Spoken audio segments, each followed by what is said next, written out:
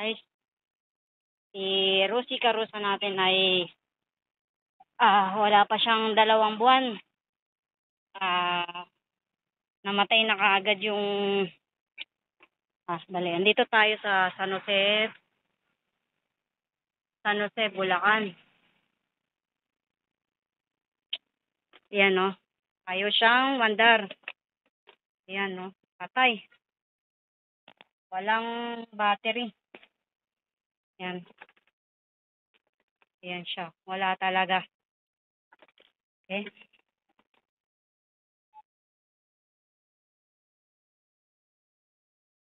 Yan. So, humingi na kami ng rescue sa Rosie. Kasi taga-Caloocan ako. Dito dinatnan sa San Jose, Bulacan. Mahirap yan kung madaling araw or gabi tayo dinatnan. At salanganin pa. So, Rosie. At ganito. Wala pa tong 2 buwan. Ganito na nangyari. Ayan, pero humingi naman ako ng rescue na sa Rosie. Tumawag naman. At re-rescue naman daw kami. Hinihintay na lang namin. Wala talaga, patay. Patay ang niya. Pati, pinalagyan ko pa siya ng tubig sa battery. Pinalagyan ko pa ng tubig ng battery nito. Ayan, pinalagyan ko pa ng solution yan bago kami umakyat. Tingnan na natin sa box. Ay, ano kayang posibleng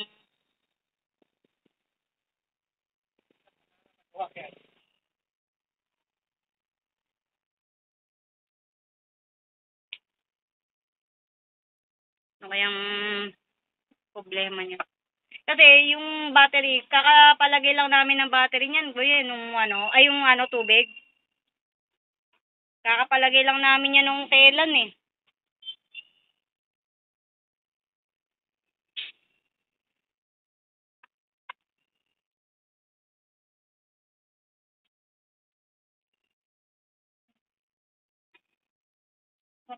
Ano?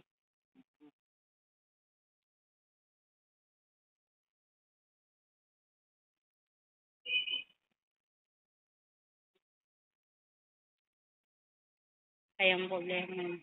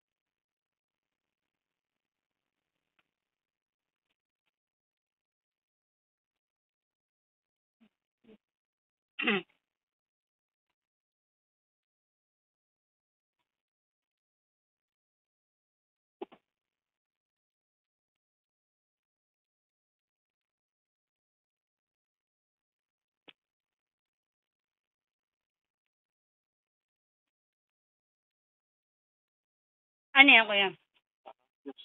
Parang fuse.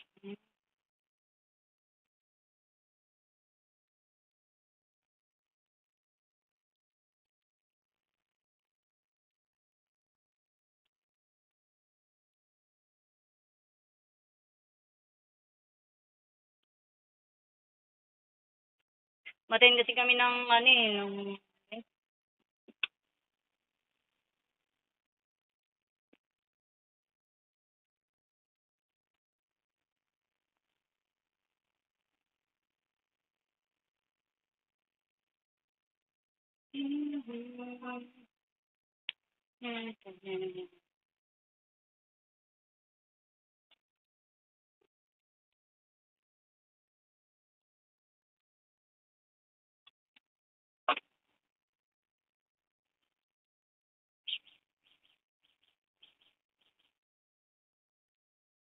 Pero okay pa kaya yung tubig niya, kuya?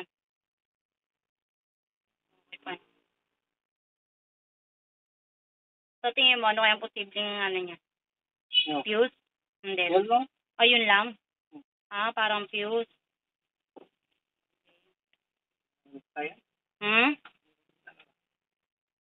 Ano yung papalitan?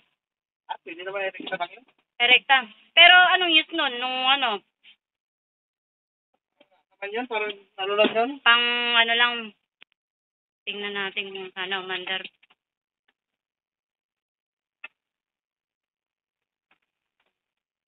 Yun, mandar na. Pero hindi napapalitan yun. Kahit hindi na, pero kung may kapagitan ganyan. Ganyan. Sa kaya bibili niyan? Sa kaya makakabili niyan? Ay, salamat kuya. Thank you. Okay na. Thank you. So, inalis na pala yung fuse dun. Parang fuse na kuya. Eh, salamat. Ayan, no? Okay na. Eto. Ba to? Parang fuse. Tinanggal sa loob. Kuya, thank you. Salamat. Sige, pang merenda. Thank you. Salamat siya. Kaya nga. Thank you talaga. Salamat. Thank you, kuya. Ingat po, Thank God. Okay na. Salamat. Thank you. So, ayun guys. Mandar ng ating Rusi. Tinanggal niya lang ito. Ayan. Yan. Wala pang 2 buwan ng ating karusa. Ganyan na nangyari. Pero, so, ang ginawa ko, humingi kaagad ako ng tulong sa mismong Rusi na pinagkuhanan ko. Sa pinagkuhanan ko, yun. Tapos, kinontak na lang nila yung malapit kung saan ka nangangailangan ng tulong. Yan, rescue. So, yun mga karusa, mga karusi.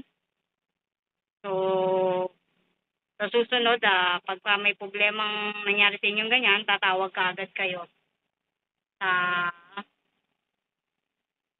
mismong office ng Rusi. Okay na yung ating karusa natin. At tumawag lang ako sa office na pinagawa na ka ng Rusi. Tapos kinontak-kontak na nila kung saan kami malapit na natirahan. So, ayun, dumating naman kaagad sila. Kinontak-kontak lang namin yung mga mekaniko yung malapit sa dito. So guys, sana nakatulong itong video na to. Lagi po tayong mag-ingat. Ayun, so, ayun guys, ito lang yung tinanggal nila. Tapos, dinirect niya lang daw doon sa mismong battery. May dinirect si kuya. So, bibili na lang kayo kung saan bilihan ng mga motor neto. Sa bilihan ng motor shop. Tapos, tsaka ipakabit niyo na lang ulit para for sure lang. Kasi ang alam ko sa fuse nito, pang ano lang din pang safety na pagka may parang pag pumutok, ganun. Siyempre, papalitan ko na lang ulit to. Bibili na lang ako para ipakabit na lang ulit. Okay guys, lagi po tayo mag-ingat.